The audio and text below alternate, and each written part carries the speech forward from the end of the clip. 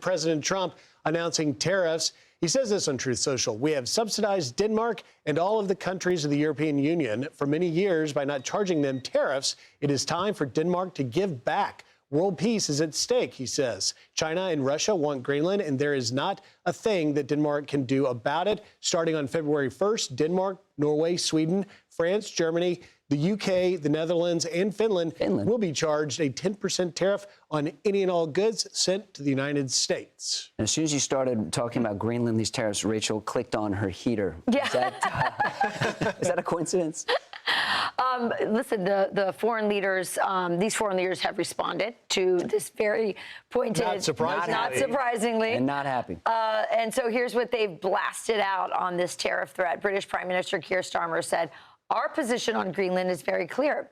It is part of the Kingdom of Denmark, and its future is a matter for the Greenlanders and the Danes.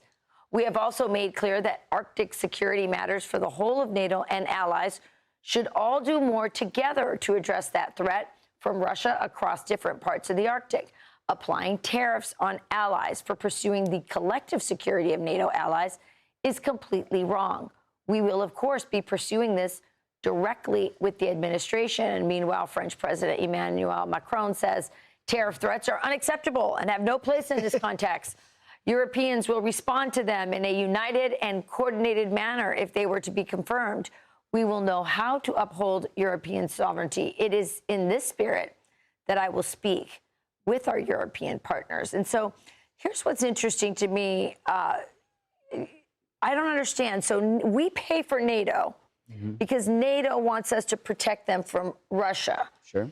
And now these NATO countries say we're the threat as we're trying to take Greenland, which Denmark's not able to actually really protect from China and Russia incursions or potential incursions.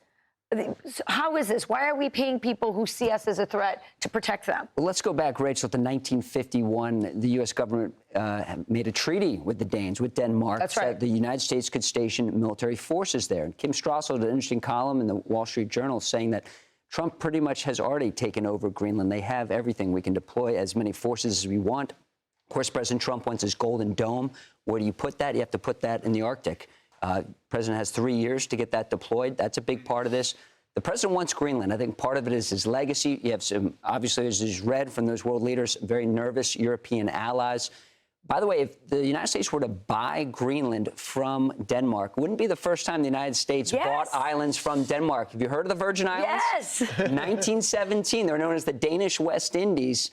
The United States bought the Virgin Islands from Denmark. How many bases do we have on Greenland? We have a major Space Force base. Just one. Just one. But we've had multiple ones going. He mentioned the 50s, going back to World War II, the Cold War. We have multiple bases there. During the Cold War, when we would fly strategic bombers, armed strategic bombers, one of the missions was when you're flying over Greenland to look down to make sure it's still there, just to make sure that it was never destroyed by the Russians. I saw a funny meme on the internet, and it was Denmark protecting Greenland, and it had a Lego wall around it, which was kind of funny. You thank the Danes for Lego. Yeah, and so the point is, can they protect it from the Russians? And they talked about how many ice breakers that the Russians have.